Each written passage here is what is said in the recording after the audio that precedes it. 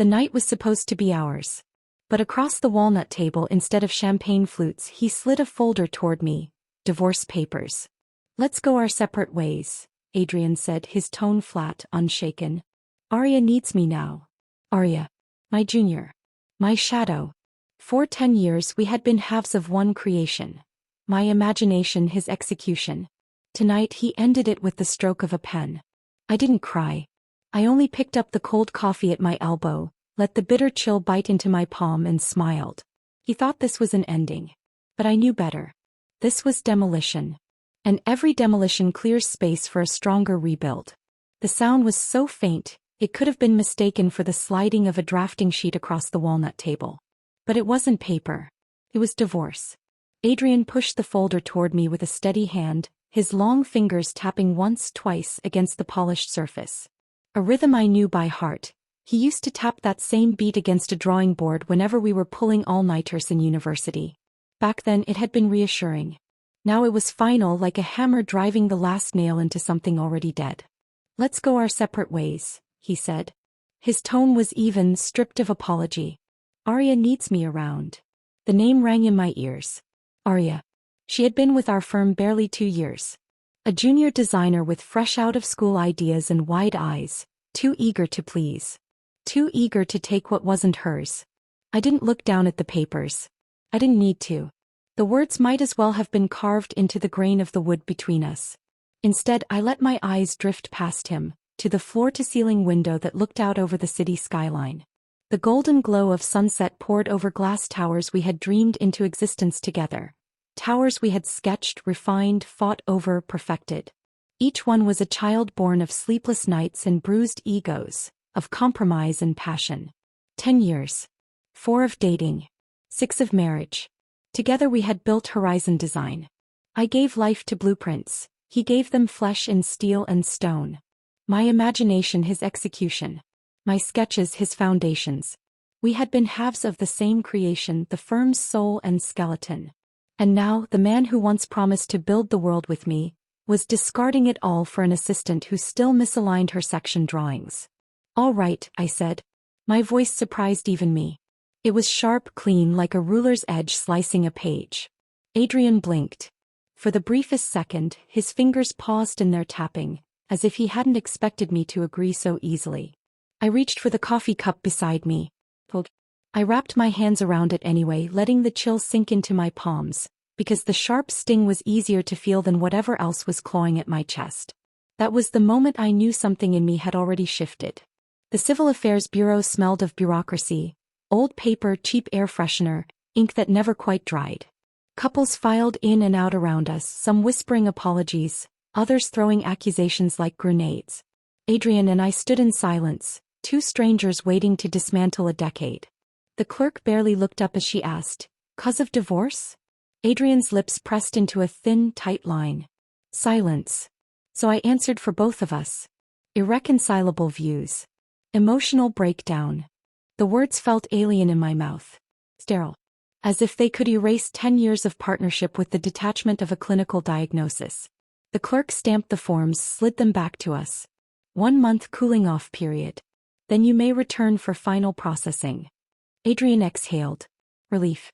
I wondered if he realized how loud it sounded. When we stepped outside, he pulled his car keys from his pocket. "I'll drive you." Habit. He had always driven. Even when I wanted to take the wheel, he insisted he handled it better. At the curb, he opened the passenger side door for me reflexively. Without hesitation, I opened the back door and slid in. Our eyes met in the rearview mirror. His brow twitched, but he said nothing. He simply started the engine, merging into the endless tide of rush-hour traffic. For a few minutes, silence filled the car. Just the hum of engines, the sweep of wipers, his fingers tapping against the steering wheel. The rhythm again. Always that rhythm. Then his phone rang. The Bluetooth system filled the car with a sugary pop tune, the kind Aria liked to hum at her desk. Adrienne pressed the answer button without even looking. Adrienne. Her voice poured through the speakers, soft and delicate, like a silk ribbon tied too tight. "I'm still working on that resort sectional. My head's pounding and I haven't eaten all day. I feel so faint." My stomach twisted, but not with heartbreak. With nausea. His voice melted, syrupy warm. Don't push yourself, Aria. I'm coming now. What do you want to eat? Seafood porridge? Crab dumplings? Her little sigh of relief floated through the speakers. You always know what I want. I couldn't listen to another second. I leaned forward and tapped the back of his seat. Pull over. I'll get off here. He glanced up at me in the mirror, surprised. But he didn't argue. He guided the car to the curb. The moment the brakes clicked, I opened the door and stepped into the rain-slick street. I didn't look back. Not once. The clinic was tucked away on a quiet side street. Discreet. That was the point. The doctor met me with a kind smile, file in hand. Miss Marlowe, we've got the results. Congratulations, you're about 6 weeks along. For a moment the world tilted. The room was warm, but a cold chill climbed my spine, stealing my breath. Pregnant. During our early marriage, Adrienne and I longed for this. We visited hospitals, endured test after test, clung to the hope that maybe this month would be different. Every result came back normal. Every doctor said the same thing, you're healthy. Just give it time. Time gave us nothing. We buried the dream under deadlines and contracts until neither of us spoke of it again. And now, at the exact moment our foundation had crumbled, life had chosen to slip in quietly, almost mockingly. The doctor handed me the ultrasound. A tiny dot. Barely visible. A whisper of possibility. My fingers trembled. Not from awe. From cold. The doctor's voice softened. We'll want to start you on vitamins immediately. And for the nausea, small meals throughout the day. Schedule the procedure, I said, cutting her off. Her words faltered. A procedure? Yes. My voice was steady, deliberate. As soon as possible. She hesitated. Should we inform Mr. Holt? I almost laughed. Inform him? The man who had traded 10 years of us for a girl who couldn't even align a floor plan? No, I said. My lips curved into something that looked like a smile but wasn't. This is my decision. Mine alone. That night, back in the penthouse, I stood at the window. The city glimmered outside, towers of glass and steel rising like monuments. Buildings Adrienne and I had built together. Buildings that bore my fingerprints, my sketches, my hours of obsession. On the counter behind me lay the ultrasound photo. I picked it up, studied the little blur, folded it once. Then again until it was too thick to bend. I dropped it into the trash. The phone buzzed, Vivian's name flashing on the screen. I didn't answer. Not yet. I pressed my palm against the cold glass of the window, watching my reflection merge with the skyline. Once this view had belonged to us. Now it belonged to me. Adrienne thought he'd given me the blueprint for an ending. He was wrong. This wasn't an ending. It was the demolition before the rebuild. I hadn't spoken to Adrienne since the morning I walked into that clinic. Not a call, not a message. But I didn't need to. The industry was a village, and in villages, gossip travels faster than wind. By the end of the week, photos began to circulate. Adrienne at a real estate gala, Aria clinging to his arm like she belonged there. She wore a gown I once had bookmarked for myself. A deep emerald satin, tailored but ill-fitting on her narrow shoulders. Her smile was tentative, as though she knew she was standing in shoes she hadn't earned. The caption under the leaked photo read, Horizon Designs Adrienne Holt makes a high-profile appearance with new muse Aria Wynn. Muse. The word made me laugh out loud. Vivian called me that same night. She didn't bother with hello. Celeste, are you seeing this trash? I'm seeing it, I said flatly, staring at the screen. That dress looks like it ate her alive, Vivian snapped. And don't even get me started on that project proposal she turned in last week. A client leaked it. Absolute garbage. People are already whispering that Adrienne had to redo half the thing himself. I closed my laptop. Let them whisper. It doesn't concern me anymore. Vivian went quiet for a moment, then her voice softened, sharpness tempered with care. You spent 10 years putting soul into that firm. Are you really going to just walk away and let your name rot alongside his? I leaned back in my chair, eyes drifting toward the safe in my home office. Inside were my sketches, hundreds of them, raw, unpolished, some half-formed. The skeleton of Horizon, the breath behind every facade we'd built. My name isn't rotting, I said quietly. It's resting. Vivian caught the shift in my tone instantly. So what are you planning, Marlowe? I smiled faintly, though she couldn't see it. Something new. The next evening I opened my cloud drive. Folders stretched before me. Concept drafts, inspiration images, notes I'd scribbled at 3 a.m. The essence of Horizon. My horizon. I scrolled through old sketches of the award-winning library, the mountain art museum that had graced magazine covers. Looking at them now, they didn't feel like trophies. They felt like tombstones. Beautiful, polished tombstones. My fingers hovered over the keyboard. Then I called Vivian. "Do me a favor," I said. "Anything. You want me to Photoshop Aria's head onto a lamppost? Because I can." "Vivian." My tone cut her off, though I was smiling. "Just spread the word. Casually. Tell people I'm preparing to start my own firm." The silence on the line was brief but electric. "Finally," Vivian whispered. "Finally, you're choosing yourself."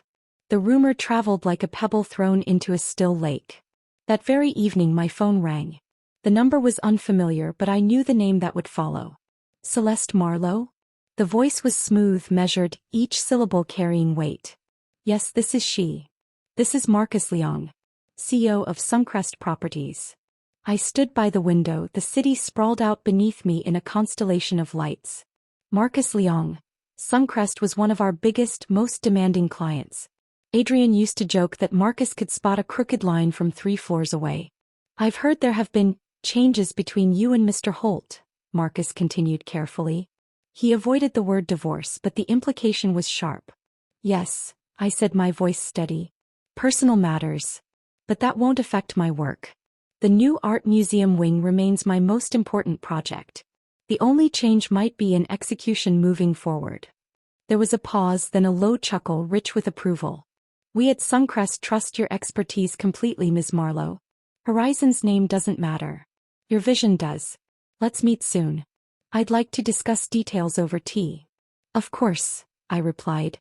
My heart pounded, not with nerves, but with the first real spark of vindication. That night, Vivian dropped by unannounced, as she always did when news was hot. She shoved the door open, brandishing 2 cups of takeaway coffee like they were champagne flutes. "Guess who's trending in the right circles again?" she announced. I raised an eyebrow. "Me." "You." She plopped onto the couch. "Word is Marcus Leong called you directly. People are saying he'll only move forward with Suncrest if you're leading. Adrienne's probably grinding his teeth down to dust right now." I allowed myself a small laugh. "Good. Let him." Vivian leaned forward, eyes glinting. "Celeste, you realize what this means? You're not just surviving this divorce. You're about to eclipse him. And I swear when that day comes, I'm buying fireworks." I sipped my coffee slowly, letting the warmth seep through me. "I don't want fireworks, Viv. I just want my silence back. And my space to build again." She grinned, lifting her cup. "Then here's to building." I clinked mine against hers. And for the first time in months I felt like I could breathe. The tea house sat just outside the city, hidden behind bamboo blinds that swayed gently with the late autumn wind. Inside, the air was thick with the fragrance of roasted oolong, warm steam rising from delicate porcelain cups. Damien Voss was already seated when I arrived. He rose at once, a small, unhurried smile curving his lips as he pulled out the chair across from him. "Celeste," he greeted, voice low and steady. "I hope I didn't keep you waiting." I shook my head, sliding into the seat. "Not at all. If anything, I'm the one intruding on your schedule." "Hardly," he said, studying me with those calm, searching eyes. "Work has been relentless for both of us.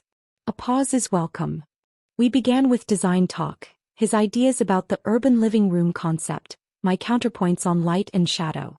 Our words circled blueprints and space, but underneath them, something unspoken moved, steady as the flow of tea between us. Damien never pressed. He had a way of letting silence settle comfortably, of making you feel that your presence filled a space without explanation. And then the bell above the door jingled. I didn't need to turn to know. My body knew before my mind caught up. "Celeste," Adrienne's voice cut sharp across the soft atmosphere. I looked up. There he was, Aria on his arm. She wore a brand new designer suit, the kind that tried too hard to whisper elegance but screamed costume. Her eyes flickered when she saw me, and instinctively she pressed closer to Adrienne's side. He guided her forward in long strides, his shadow falling across my table. "What a coincidence," he said, tone laced with accusation as though I'd been caught red-handed. His eyes darted between me and Damien. Aren't you going to introduce your companion? Damien remained seated, utterly composed.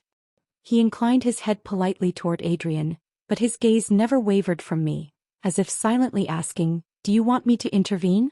I lifted my teacup, blew away the faint foam and answered coolly. "Adrienne, this is a public place. Surely you don't think you own the right to breathe here too?"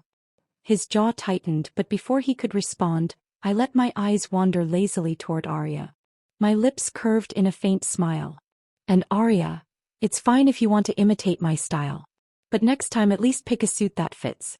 The shoulders are far too tight." The color drained from her face. She tugged awkwardly at the fabric, fingers fumbling against seams she couldn't loosen. The gesture was clumsy, almost comical, and the silence that followed was thick with humiliation. Adrienne's expression darkened, anger and shame wrestling behind his eyes. His voice dropped low, warning. "Celeste." I met his gaze evenly, not flinching. "What? Did I say something untrue?"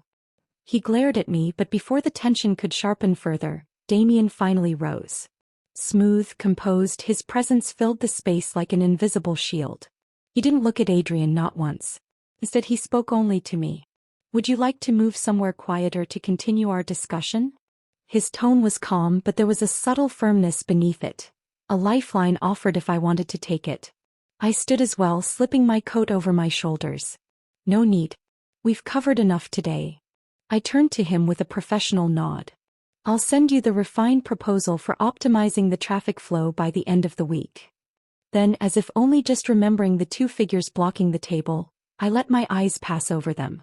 My voice remained even, unshaken. "Enjoy your tea, both of you. The Bakken here is actually quite good." I brushed past them, pushed open the wooden door and stepped into the cold autumn air. Behind me I heard Aria's muffled whisper, strained and tearful. Adrienne's low growl followed, barely contained fury. The wind caught the edges of my coat, swirling leaves around my feet. My chest, for the first time in weeks, felt light.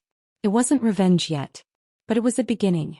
3 days later I lay in the hospital bed, the sterile scent of antiseptic sharp in my nose, the faint hum of fluorescent lights filling the silence. A nurse adjusted the foredrip and asked softly, "Do you have a family member who can sign the consent?" Before I could answer, Vivian's hand slid over mine. Her nails, painted a sharp wine red, contrasted against the pale hospital sheet. "She's not alone," Vivian said firmly. I exhaled and shook my head. "No. I'll sign it myself." Vivian's eyes flickered, glassy for a moment. "Celeste. It's mine to end," I whispered. My voice didn't shake. The pen scratched across the form. Relationship to patient. Self. When it was over, I woke in a recovery bay, a dull ache curling low in my abdomen. Vivian sat beside me, her trench coat draped over the chair, her hand curled loosely around mine. She leaned in, voice barely above a whisper. "How do you feel? Does it hurt?" I stared at the ceiling tiles. White squares. Like, not the way I thought it would. It was quiet. Empty but quiet. Her thumb brushed the back of my hand. "He doesn't deserve to know." "No," I agreed. This was never for him. 2 weeks later I stood in the penthouse Adrienne and I had once called home. The movers were efficient, boxing my belongings neatly, stacking them in the foyer. I'd instructed them to leave his things untouched. Let him live among the ghosts he'd chosen. I carried only what was mine. Sketchbooks filled with graphite smudges, external drives packed with years of concepts, and the lamp with the crooked neck that had lit countless late nights. Everything else, the designer rugs, the art pieces chosen to impress dinner guests, stayed. They weren't mine anymore. At the door I left the keys on the entry table. I looked around one last time. The rooms were silent, stripped of warmth, like a museum exhibit. The life of a marriage, preserved and extinct. No pang of grief came. Just a calm detachment, as though I'd already lived here a lifetime ago. The door clicked shut behind me, sealing the past inside. My new studio was nothing like the penthouse. It was an old townhouse tucked in the heart of the city. Red brick walls, arched windows, the scent of wood polish still lingering from renovation. When I first stepped inside, sunlight streamed through the high windows, scattering across the empty floors. For the first time in months, I felt the air in my lungs expand without weight. Vivian appeared behind me, arms crossed, eyes gleaming. It suits you. Bold, stubborn, full of character. Just like you. I smirked. It's falling apart in corners. Then rebuild it, she shot back. Isn't that what you do best? I couldn't help but laugh. Within a week, drafts, samples, and models filled the studio. Workers came and went, adjusting wiring, painting walls, polishing wood. My name, Celeste Marlowe's Studio, went up on a brass plate by the door. Simple. Clean. The call from Marcus Leong came late one evening. Celeste, he said, his voice steady and commanding, Suncrest has reviewed the situation carefully. We want you to take full lead on the museum wing under your new firm. Execution contracts will be adjusted accordingly. I leaned against the window, staring out at the city lights, my reflection layered over them. Are you sure, Marcus? It will mean severing Horizon completely. That name has no value without you, he said bluntly. The industry knows where the true vision lies. We're not interested in signatures on letterhead. We're interested in your designs. A breath escaped me, slow and steady, as if I'd been holding it since the day Adrienne pushed those divorce papers toward me. Thank you, I said simply. No, Celeste. Thank you, Marcus replied. When I hung up, Vivian was sprawled on the studio sofa, scrolling her phone. Was that who I think it was? She asked, raising an eyebrow. Yes, I said. And the museum project is mine. Her grin was feral. She leapt up, throwing a cushion at me. Do you realize what this means? You've just taken the crown jewel right out from under Adrienne's nose. I smiled faintly. I didn't take anything. I only held on to what was mine all along. Vivian's laughter filled the studio, warm and unrestrained. For the first time in years, the sound didn't echo against hollow walls. It belonged here in this new space I had carved out for myself. This wasn't just severance. This was rebirth. The gala shimmered with light and pretense. Chandeliers cast golden halos over marble floors polished so smooth they looked like water. Waiters glided past with trays of champagne, and the air buzzed with laughter laced in money. I wore black. A satin gown with thin straps, nothing extravagant, just elegance distilled. A pair of small pearl earrings, my mother's. No diamonds, no glitter. I didn't need them. Celeste Marlowe. My name rippled through the crowd the moment I stepped in. Heads turned. Whispers spread. Vivian slipped her arm through mine, grinning like a cat with cream. See them staring? You don't just walk into a room, darling. You rearrange the center of gravity. I smiled faintly. Good. Let them orbit. We hadn't taken 10 steps before Marcus Leong appeared, radiant in a dark suit, his handshake firm, his voice carrying authority. Celeste. Finally. He gestured toward a circle of men and women whose names sat on the city's tallest towers. We were just discussing the museum wing. Everyone's eager to hear your thoughts. I slid seamlessly into the conversation, speaking of glass curtain walls, the way light and shadow could create rhythm inside space, how architecture could breathe with its city. The circle tightened, nods all around me. Their eyes glowed, not with politeness but genuine recognition. And then his voice. Celeste. I turned. Adrienne stood across the room, Aria on his arm. She wore a silver dress so sequined it reflected the chandeliers like a disco ball. Her smile trembled under the weight of trying too hard. The crowd shifted, acknowledging them politely, but no one moved to widen the circle. Adrienne's jaw clenched as he guided Aria toward us anyway. Quite the gathering, he said, his eyes locking onto me. I see you're busy. I am, I answered, my tone even, then deliberately turned back to Marcus. As I was saying, the dialogue between interior and exterior should feel seamless. The group leaned in again, leaving Adrienne hovering awkwardly on the perimeter. Aria's smile wavered, her hand clutching Adrienne's arm like a lifeline. Finally, perhaps desperate to prove herself, she blurted, "Of course, load-bearing walls are crucial to the philosophy of design, aren't they?" Silence. A brutal kind of silence. I didn't even have to respond. Marcus gave a polite chuckle, his eyes sharp. Technical matters belong to engineers. We're discussing aesthetics, Miss Wynne. Aria's face flushed crimson. She stammered, tugging at her glass, nearly spilling champagne. Adrienne's jaw tightened further, and in a sudden, graceless snap, he hissed under his breath, loud enough for several to hear. Clumsy. Her eyes watered instantly.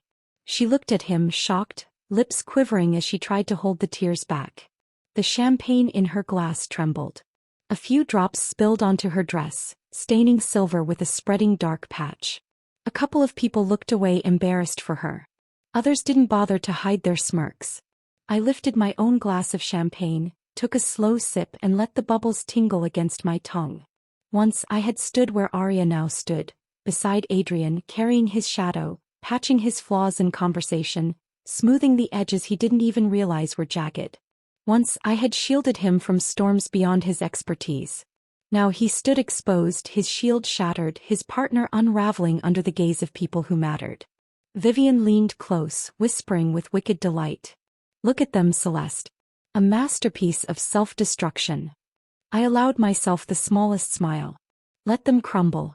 It's only the first crack. And with that I turned back to Marcus in the circle of power. I wasn't here to watch Adrienne fall. I was here to rise. The weeks after the gala unfolded like dominoes. One by one Horizon's projects began to collapse. First came the call from an old colleague. Celeste, have you heard? The Cultural Center project Adrienne bid on. They didn't even make it past the preliminary round. Then the industry blogs lit up. Renovation project delayed due to massive drafting errors. The photos showed a gutted space, scaffolding half torn down, engineers with hard hats shaking their heads. I didn't need to read further to know whose name was on the plans. Vivian stormed into my studio one evening, laptop clutched like a weapon. Look at this, Celeste.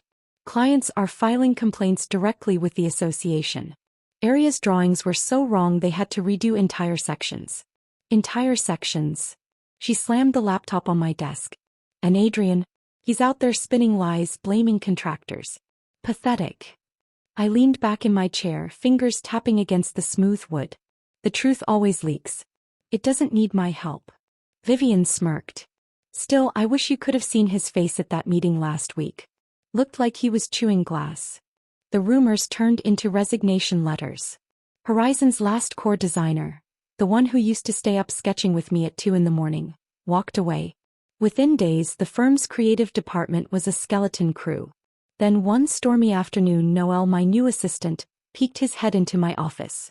Miss Marlowe, there's someone here. Says he won't leave until he sees you. I didn't need a name. Let him in. Adrienne entered like a storm, rain dripping from his suit jacket, shadows under his eyes. He didn't sit. He planted both hands on my desk, leaning over me like an accusation made flesh. Celeste, he hissed.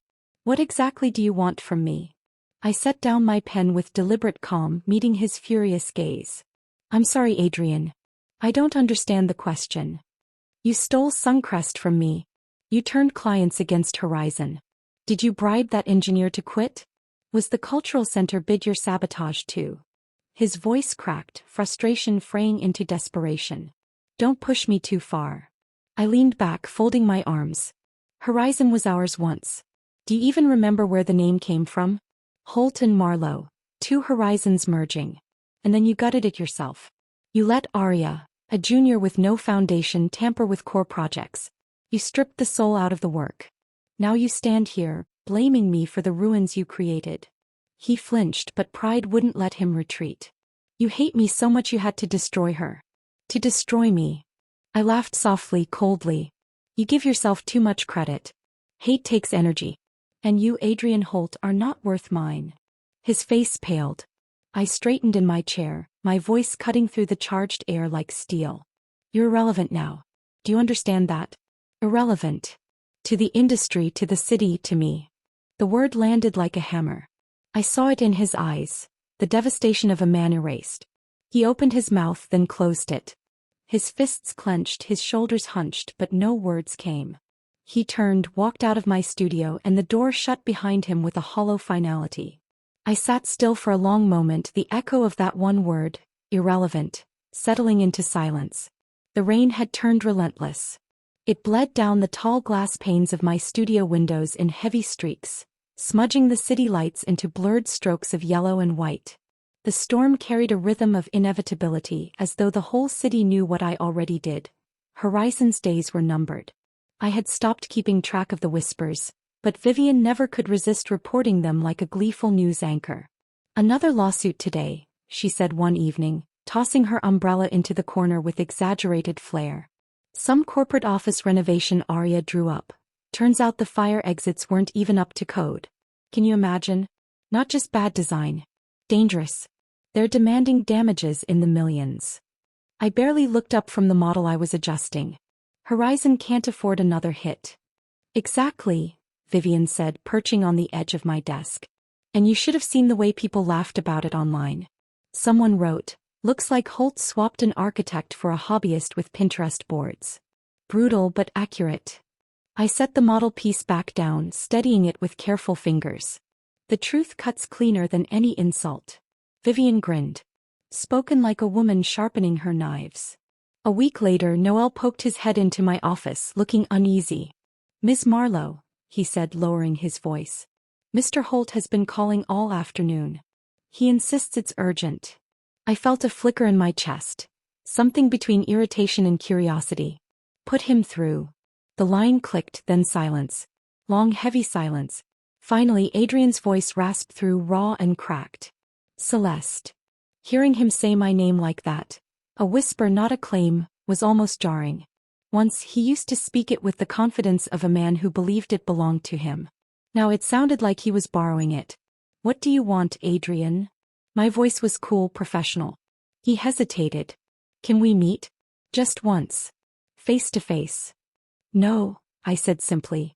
"Say it here." There was a pause and then words tumbled out of him in a rush. "I can't hold on anymore." "Horizons." He exhaled sharply, like admitting it stole oxygen. "We're filing for bankruptcy. The debts, the lawsuits, everything's collapsing." I closed my eyes for a brief moment, inhaling slowly. Not shock. Not even satisfaction. Just inevitability. "I see." But he wasn't finished. His voice cracked with something I'd never heard from him before. Raw pleading. "Celeste, listen. There's this rumor about a designer. A top-tier one. Someone who's been fixing projects for the biggest firms. They're saying this person is the only one who can save Horizon, the only one who can salvage what's left." His breath hitched. "Please. I know you have connections. You're still respected. Can you introduce me?" For the first time in months I almost laughed, not out of humor but at the sheer absurdity. Adrienne Holt, the man who once claimed he didn't need me, was begging for a lifeline. And worse, he didn't even realize where that lifeline was. I leaned back in my chair, spinning the silver pen in my hand. The engraving caught the desk lamp. "Chief designer." "Adrienne," I said softly, letting the silence stretch until it suffocated him. "That mysterious designer you're so desperate to meet?" "Yes." His voice sharpened with desperate hope. "Do you know them? Can you arrange it?" I allowed myself a small, almost cruel smile. "It's me." The line went dead silent. I could almost hear his heartbeat falter through the connection. Then, somewhere on his end, there was a loud crash, the unmistakable shatter of glass. Maybe a tumbler, maybe his pride. I didn't flinch. I simply waited. "Why, you're lying," he finally managed, his voice strangled. "It can't be." "It always was," I cut in smoothly. "I am the one clients trusted. I am the one who gave Horizon its soul. The only reason they ever stayed was because of me. And the moment I walked away, so did everything worth saving." His breathing was uneven now, ragged. "Celeste, please, don't do this to me. You can't." "Do what, Adrienne?" My tone hardened. "Tell the truth? You came crawling, begging for someone to save you, and it turns out the only person who could ever save Horizon is the one you betrayed. The one you left behind." "Celeste." I didn't let him finish. My voice cut sharp as a blade. "Horizon is dead. And Adrienne Holt is irrelevant." The word hit harder than any insult. I knew it because silence followed, long and hollow. Then click. The line disconnected. I set the phone down carefully, no tremor in my hand. The rain still pounded against the windows, but inside, everything was quiet. That night, as I stood before the scale model of the museum wing, tracing the delicate glass structure with my eyes, I felt it, closure. The past had been ground to dust. The future stood on my desk, clean lines and unbroken vision. I didn't need Adrienne Holt anymore. I never did. The night before the museum opening, I wandered the cavernous hall alone. The massive glass curtain wall loomed before me, its panes reflecting the city's faint scatter of lights. Construction lights glowed faintly, catching on polished steel, scaffolding long since dismantled.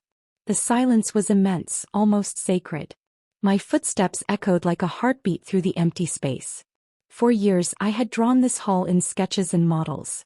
I'd seen it alive in my mind, filled with voices, laughter, footsteps, all converging into one living rhythm. Now it was real. Tomorrow the world would see it too. Lost in thought. Damien's voice drifted behind me.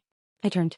He walked across the expanse, his linen shirt sleeves rolled, his expression calm as ever. He joined me at the window, standing close but not imposing, his hands folded behind his back. All done? I asked. He nodded, handing me a folder. Last checks. Lighting, safety, seating. It's all in place. Tomorrow it won't be ours anymore. It will belong to the city. I traced the edge of the folder with my finger but didn't open it. No need. Whatever you've arranged is fine. He studied me for a moment, his gaze thoughtful. Nervous. I let out a slow breath. A little. Feels unfamiliar. Like the first time I ever submitted a design draft. Like putting your soul on paper and waiting to see if anyone recognizes it. His lips curved faintly. They will. This place isn't just architecture. It's a conversation. And you've written it in a language everyone understands. I turned to him, surprised by the warmth of his words.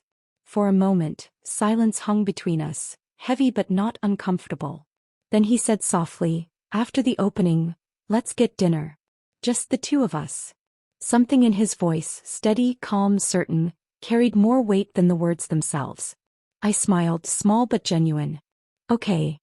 The next day the museum thrummed with life. Flashes burst from cameras. Journalists murmured into microphones. The city's elite, developers, artists, officials, mingled in glittering clusters. A sea of people pressed into the hall, faces upturned toward the stage. I stood in a simple black suit, hair swept into a low bun. No embellishment, no theatrics. My presence didn't need them. Marcus Liang's voice boomed first, introducing the project, praising its ambition. His words washed over the crowd, met with polite applause. Then he gestured toward me. Celeste Marlowe, he said, his voice carrying both pride and triumph. The architect who gave this building its soul. I stepped forward. The applause swelled, rolling like thunder through the vast space. For a moment I let it wash over me, not vanity but vindication. When the clapping subsided I spoke. My voice carried through the speakers, steady, clear. This space is called dialogue, I began. But the dialogue doesn't belong to me alone. It belongs to everyone who steps inside these walls. It belongs to the city. To its people. To the light that fills it, to the shadows that shift with the seasons, to the footsteps and voices that will bring it alive.